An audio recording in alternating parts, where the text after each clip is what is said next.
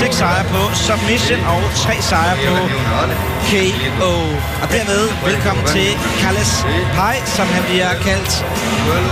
Altså, det er jo det, der gør den her kamp så spændende, at det ene ting er, hvor mange sejre de har. Jeg synes, det er mere interessant, hvor mange nederlag de har hver især. Fordi at det her, de er 2 ubesejrede kæmper, der skal op imod hinanden. Og som de siger, the O's gotta go for en af dem. Der er en af dem, der kommer til at simpelthen tage sig sit første nederlag i dag. Og det er jo så selvfølgelig mega spændende, hvem det bliver. Jeg er rimelig sikker på, at der er mange, der godt kunne tænke sig, at det var Dalby, der gik herfra med hænderne over hovedet. Men som vi så før i aftens tidligere kamp med Råsport her, det er meget, meget svært at spå om fremtiden, især når det er i MMA. Og her skal vi også lige gøre opmærksom på, for eksempel i forhold til boksning. Der er ikke nogen kæmper, der har det her 0. Det er ikke som Brian Nielsen i gamle dage, hvor man lige tager de første 50 kampe uden nederlag. Altså, der er nogle få hyperatleter, der selvfølgelig er ubesejret, og det kan lige så godt være, at deres management har sat dem op imod mod lige så gode modstandere. Det kan være, at man er en freak of nature, der slet bare har en atletisme, at man er så meget atlet, at man kan undgå et nederlag. Men det er meget få champs, der ikke har taget et nederlag også. Og mange de siger også, at det er det, der gør dem til en bedre kæmper. Altså, det er når de først har prøvet at tabe, at de ved, hvordan det føles, og de aldrig nogensinde vil opleve den følelse igen. Duque, han har det brune bælte i brasiliansk jiu-jitsu, og han er det, man kalder en meget aggressiv striker. Det vil sige, at han kan godt lide at slå, selvom han senest submittede Reda Sidonum. Han regnes som en af Spaniens største MMA-talenter, og han har simpelthen bare blæst gennem alle sine modstandere. Lad os da ikke håbe på, at han blæser gennem Dalby i aften. Nej, altså absolut ikke, og især fordi, at Dalby har måske ikke haft så god tid til at forberede sig på den her modstander. Altså, Duque, han var kommet ind på grund af, at vi havde en skadet modstander, og så synes jeg, at det er virkelig en svær modstander, vi har fundet til Dalby her. Men han siger også selv, Dalby, han er ikke interesseret i at kæmpe lette kamp. Han vil rigtig gerne udfordre os hver gang. Han er en enormt spændende sportsmand, Dalby, synes jeg, og jeg ved, at det her, det kunne lige så godt være main event for i aften. Altså, jeg er sikker på, at det bliver aftens store slugfest, men lad det ligge foran os. Der er potentielt 3 gange 5 minutter. Og den spanske kæmper er nu på vej ind i ringen, kan vi se. Og Duque er jo absolut skåret rigtig hårdt, kan vi se her. Han ser også lidt bagud. Han har tusser over det hele og et par stramme bad boy shorts her. Skal vi se, hvordan hans modstander kommer ind? Her har vi ham så. Vi så ham altså lige før i videoen. Nicolas Dalby, 27 år og fra København. Meget sympatisk mand. Meget sympatisk ung mand, vil jeg sige. Meget veltalende, men i dag der skal vi ikke høre ham snakke, medmindre det er næverne, vi har lyst til at høre på. De skal til gengæld nok få lov til at byde modstanderen op til dans. Han kaldes sharpshooter, fordi han koldt og kynisk plukker sine modstandere fra hinanden, uden selv rigtig at blive ramt. Det vil sige, det er en klog fighter, Nicolas Dalby. Han er klog.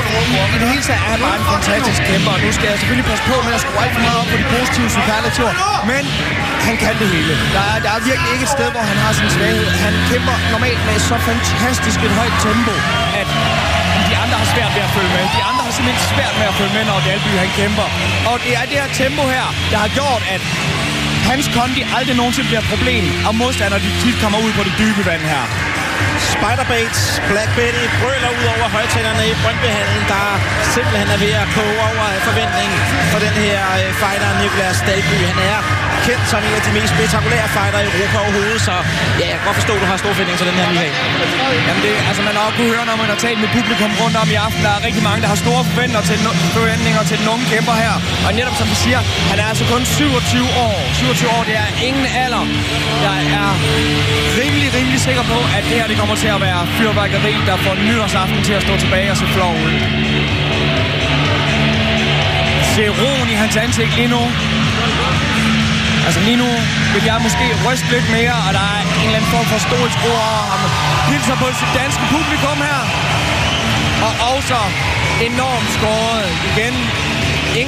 Ingen forsøg på at intimidere sin modstander her. Han hilser på ham respektfuldt. Dalby er en meget sympatisk ung mand. Og vi er altså i væltervægt. Her får vi lidt head-to-head. Jævnaldrende samme vægt selvfølgelig, og kun 4 cm, der adskiller dem i højden. Altså et perfekt match mellem Duque og Nicolas Dalby. Mine damer og herrer, Kæmperen i det blå ringhjørne. Han er en grappler med en professionel rekordliste på 9 sejre, 0 nederlag. Han er 25 år gammel, måler 1,76. Han vejer 77 kilo fra Gran Canaria, Spanien, og Koiden Duque! Kæmperen i det røde ringhjørne. Han er en striker med en professionel rekordliste på 6 sejre, 0 nederlag. Han er 27 år gammel og måler 1,80. Han vejer 77 kilo fra København, Danmark. Nicolas Sharpshooter Dalby! Kampens kampleder er Robert Sundberg. Og så vil vi være klar, Michael. Vi hørte lige hurtigt vores vingernavn, så konstaterer Duque som en grappler og Dalby som en striker. Hvad er forskellen? Jamen altså, det er jo lige præcis en grappler, han vil prøve at tage fat i sin modstander, få ham ned på jorden, prøve at lave submissions på ham, eller ligge ovenpå ham som en bryder. Hvorimod en striker jo, som det ligger i ordet, han prøver på at strike. Det er det, vi kalder slag. Men et slag, det er ikke kun slag med arm eller med albuer, det er også slag med knæ og med spark. Og igen så skal man absolut ikke tro, at Dalby ikke kan finde ud af at grapple, selvom han foretrækker at være en striker, så er han en fantastisk grappler. Men som vi så kan se på Duques sejrsliste, at han har 3 submissions, han har 6 submissions og 3 knockouts, og det er de 3 knockouts der betyder, at han er jo absolut heller ikke ser ud til at være alt for slap i hænderne. Men ingen tvivl om Spaniens mission indtil videre her i første runde, ind på kroppen, ind i clinch med Dalby. Igen ind og læne op af ham. Hvis du kigger her på hans underhook, som han har på ham, det er Spanieren, der kontrollerer Dalby her. Du kan se på positionen på hænderne. Nu går han så måske efter et ben i stedet for, og Dalby gør ham til kludedukke.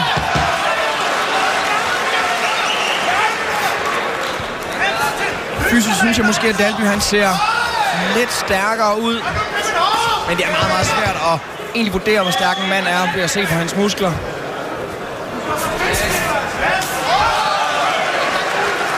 Venstre kick. Dalby, som går i en Spaniens parade. Det bliver så også svaret tilbage med et low kick, som der til gengæld går rent ind på Dalby. Vi har set tidligere i aften, at de her low kicks her, et af dem gør måske ikke meget, men mange begge små. Og han tager ham ned her. Meget, meget flot takedown, vil jeg sige. Får fat lige omkring hoften ved Dalby, løfter ham, hiver benene ind, mens han driver sin egen overkrop fremad. Dalby prøver her at neutralisere sin modstander, sådan at dommeren han vil få dem op at stå.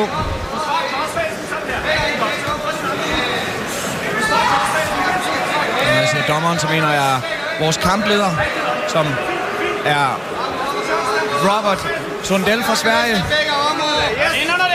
Forsvar crossface, pas på chokes her, Nicolas. Pas på chokes, pas på armtræning. Han må ikke få albuen op, han må ikke få albuen op. Sådan der, sådan der. God underhånd. Du prøver. Pas på, må ikke passere, må ikke passere, må ikke passere. Det vi snakker om før med, at han kan gå fra guard til at han kommer op i en mount. Det er derfor, at Dalby han prøver på at låse hans ben lige nu. Det vil være rigtig, rigtig skidt for Dalby. Rigtig, rigtig skidt for Dalby, hvis Duque han kunne få lov til at få sit ben fri og komme ind og sidde på hans mave.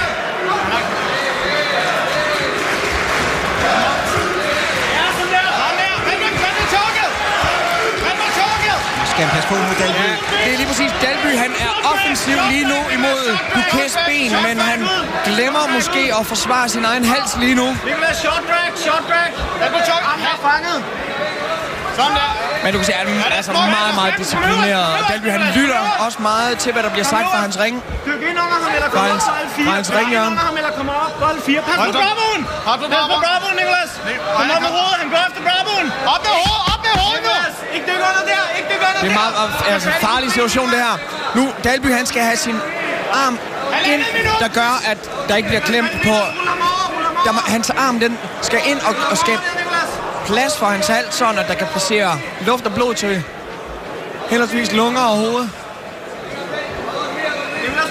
En farlig situation, det her. Men jeg tror, at Dalby vil prøve at rulle... Ja, men det er virkelig, virkelig flot. Sådan her. Altså, Dalby er så disciplineret. Så nu vil jeg også netop gerne se noget noget striking fra Dalby her. Nu har hans modstander Duquet ligesom vist, hvad han kunne på jorden. Nu er det på tide, vi ser noget fra danskeren.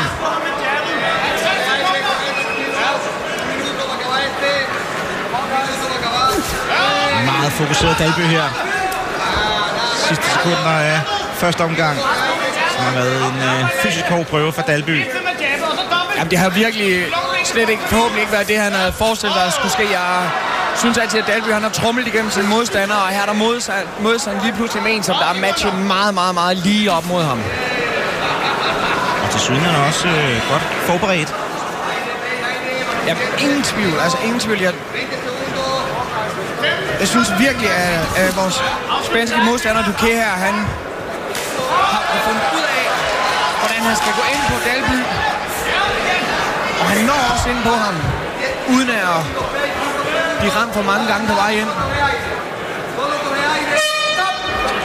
Så er det slut for første omgang, som blev en hård affære for Dalby, som nok har brugt mange kræfter. Jeg er sikker på, at det ikke er de kræfter, han har brugt, som er hans store problem lige nu. Han er rigtig ked af, at dommerne garanteret har 10 point til hans modstander lige nu, og 9 point til ham. Han har lige brændt alle sine kræfter af på den Bravo choke der. Men man kan sige, at de submission-forsøg, som Duquet han har prøvet at få ind på Dalby, har også tæret utrolig hårdt på de hænder. Så lige nu, der kunne man så forestille sig, at Duquets hænder måske ikke er lige så fedte. Så skarp på her. Stående dominerer du. Du må ikke stå og vente på ham. Dalbys hjørne, de siger også nu, at han skal dominere ham stående. Han skal tage ham på afstand. Han skal ind til ham. Op og lidt tættere på med jab. Og når han har hans modstander, så skal han følge op på det. Når din modstander er træt eller er blevet ramt, at du har muligheden for at gå ind og lukke ned. Og de må begge to tænke sådan, at et minut går utrolig hurtigt, og de allerede skal tage ind og kæmpe nu. 5 minutter har vi foran os i runde 2. Lange, seje runder, som de skal igennem her i MMA direkte fra Brøndbyhallen i Royal Arena. 5 minutters runder er jo, når vi som danskere, der er vant til boksekampe, så er 5 minutter er jo lige pludselig vanvittig lang tid. Og især med det sindssyge tempo, som der sættes for dagen lige nu.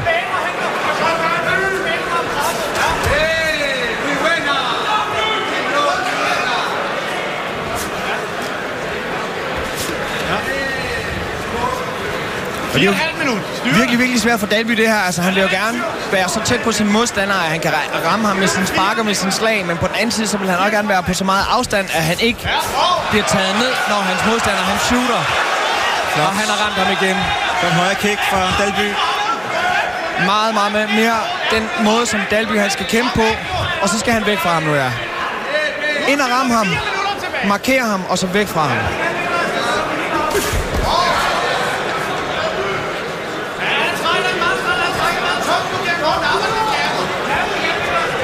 Og du kan se, Duquets arme er måske, det kan være, at han måske prøver på at lokke Dalby ind, men det ser ud til, at han er ved at være lidt træt i armene. Han har sine hænder meget lavt hele tiden, hvilket gør ham modtagelig for en af Dalbys farlige spark, for eksempel.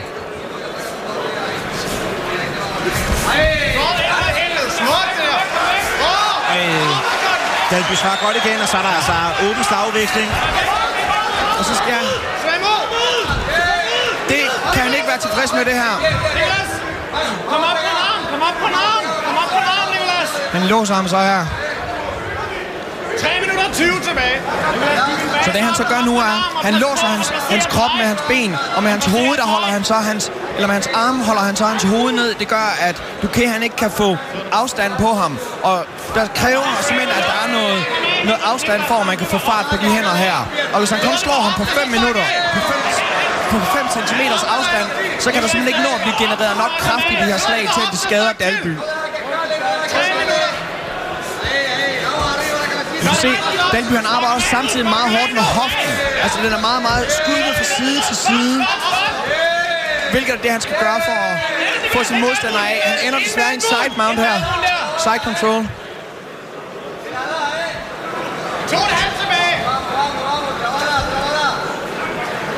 Igen, det kan Dalby ikke være helt tilfreds med det her. Jeg synes ikke, at han bruger sine ben. Og det er vigtigt, at han kommer væk fra de her albuer. Altså hvis først, at Duquet han begynder at ramme ham med de her albuer her, så kan de stoppe en kamp når som helst.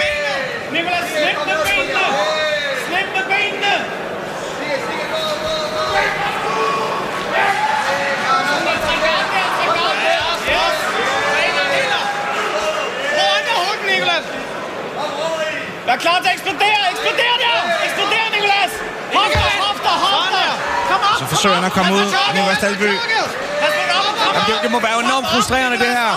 Men du kan se, at Dalby, han har låst Duquets ankel her, og Duquet har ingen respekt. Han har ingen respekt for det, hvis Dalby måske... Ja, og så kommer han ud her igen. Dalby, han kæmper simpelthen kun for at komme op og stå. Der er ikke meget offensivt i ham lige nu. Nicolas, kom op, bold 4!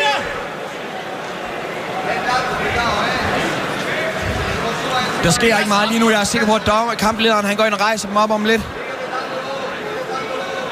Og mange der måske vil sige det urimeligt, fordi at Duquet er i en fordelagtig position lige nu. Men ja, kamplederen han rejser dem sikkert op om lidt. Nu arbejder Duquet for at undgå det. Og igen, så eksploderer Dalby. Ja, der eksploderer han, og det er her, han har så meget råstyrke. Altså, Dalby er vanvittigt stærk. Se, nu prøver han at få benet indover, hvis han først skal få sit ene ben over. Ja, han går væk fra ham. Så er vi oppe i udgangsposition igen. Ja. Det, der er til Dalbys fordel her, er, at det er ham, der bestemmer lige nu, hvor de er henne. Hvis han havde blevet på jorden, hvis han vil blive på jorden, så er de blevet der. Fordi han vælger at rejse sig, så står de op lige nu. Og det er her, Dalby han har sin fordel.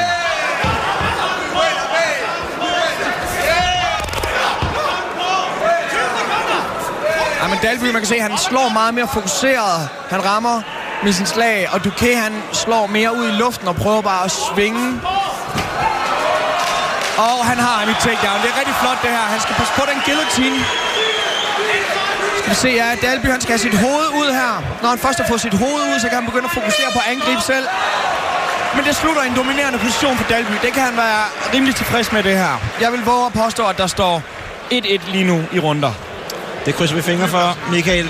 Der er i hvert fald stadig et stort stykke arbejde for Nicolas Dalby, men han kommer godt igen i anden nummer. Jeg synes, han kommer fantastisk igen, og det viser netop også, at den kondi, han har, det er fordi, at han har den her jernvilje. Det er alle de gange, han har taget ned i gymnastiksalen og træne, hvor han har mere lyst til at sidde derhjemme og spille PlayStation. Det er det, der gør, at han i dag har kondien til at kan kæmpe videre. Okay, prøv at sige til dig. Når du begynder at ramme, så får højre uppercutten med. Jeg kan da helt åbent. Så skal han måske, som der også bliver sagt i hans ringhjørne nu, prøve at fokusere mere på nogle serier. Det er som om, at han har kommet ind og har ramt Duquet med enkelte slag eller med enkelte spark. Og det ryster jo Duquet. Det er der, han så bagefter bliver nødt til at følge op. Og det er når du følger op, at du rammer din modstander. Fordi han har mistet sit fokus og sit forsvar. Dårlig på gulvet. Du er nødt til.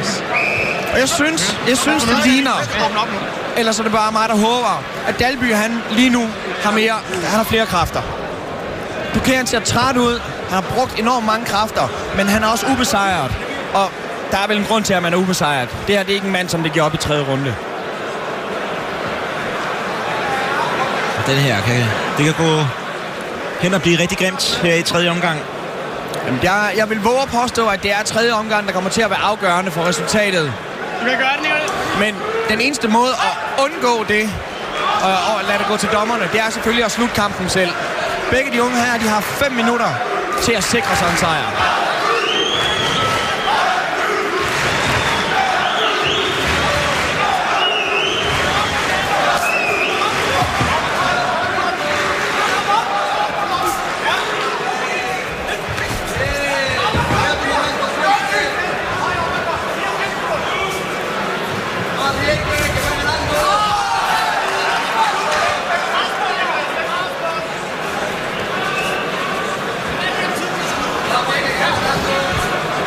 Dalby leder efter åbningen. Kommer nær, måske. Det er aggressivt for Dalby her.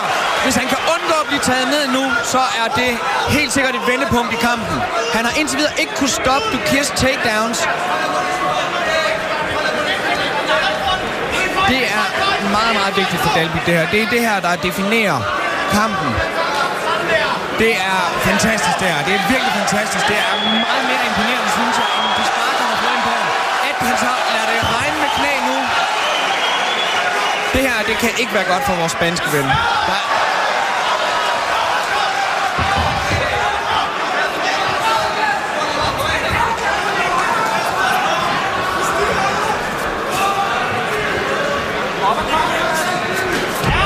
Spanierne på flade fødder nu. Dalby op på tæerne. Jamen lige præcis det, jeg kan se. Han er meget... Han står alt for tung lige nu, Spanieren. Jeg er sikker på, at han er meget modtagelig over for eventuelt spark fra Erhuha. Flyvende knæ her for Dalby. Fuldt efter, netop som vi snakker om, før han skal lave serier. Og det er desperat for Spanieren nu. Han går efter de her takedowns her, uden at prøve noget andet inden. Hvilket viser, at han er desperat. Det er ligesom det eneste, han tror, han kan vinde på nu. Og det må være et kæmpestort selvtillidsboost for Dalby, det her. Ud med benet her. Bliv ved at strække det ud. Sådan der, du er ud af den her. Du kan se, at Dalby han gør sig selv så bred som muligt, som han kan på jorden. Så han ikke kan rulles rundt. Wow, den sad. Måske aftens bedste spark overhovedet.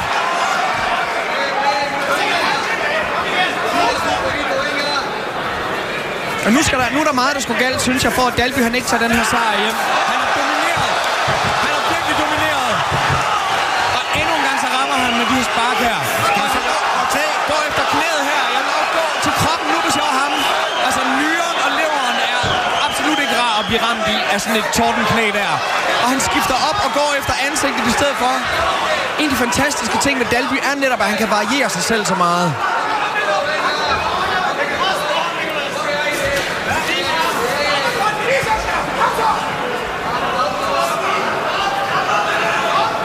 Man kan også se på publikum, at folk er virkelig, virkelig indlevet i den her kamp her. Og folk, de har respekt for alle de små detaljer. Folk, de virkelig virker meget vellærte omkring MMA'en. Og igen, desværre så får han ikke stoppet det her takedown. Det her, det er det sidste, Spanieren kommer med, tror jeg. Ja, der er 1,5 minut tilbage. Altså, kampen er på ingen måde slut. 1,5 minut er mere end rigelig tid til at slutte en kamp. Og derfor så tager Dalby heller ikke det her lidt.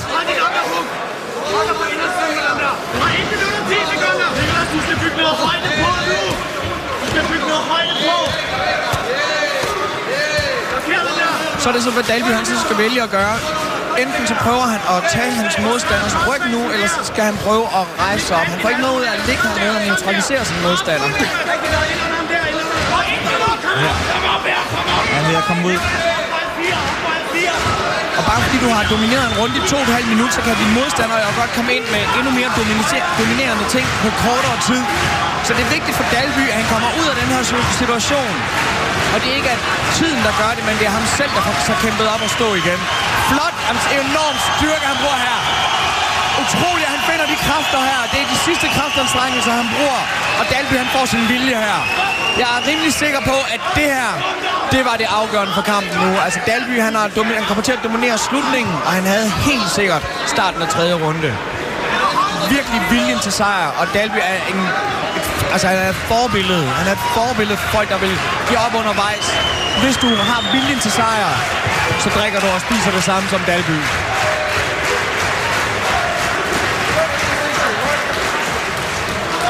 Spanier forsøger at få fat og choke, men det lykkes ikke. Og dermed slut. Tiden den går ud. Jeg er virkelig imponeret over, at han kan samle kræfterne her tilbage. Det bliver spændende at se, om de 3 dommere de har set det, som vi har set det. Men jeg vil våge at påstå, at den her den går til Dalby med dommerstemmerne 29-28. Vi krydser fingre i hvert fald. Der går lige et øjeblik. Vi skal lige have samlet dommersedlerne ind, så kan vi få afgjort, om det bliver spanske Duque fra Gran Canaria, eller om det bliver Nicolas Dalby, der fortsat skal fortsætte som ubesejret. Begge fighter altså har indtil videre ikke tabt i deres professionelle karriere. Og lad os nu se, hvad de 3 dommere finder frem til. Kan være en lille fordel til Duque i første omgang, men Dalby var rigtig godt med i de 2 næste og dominerede helt klart den 3. omgang. Så vi krydser fingre. Lad os komme op i ringen og høre, hvad de 3 dommere får ud af. Mine damer og herrer, vi har en enstemmig afgørelse. Med dommerstemmerne 29-28. 29-28. 29-28. Nicolas Safsuna!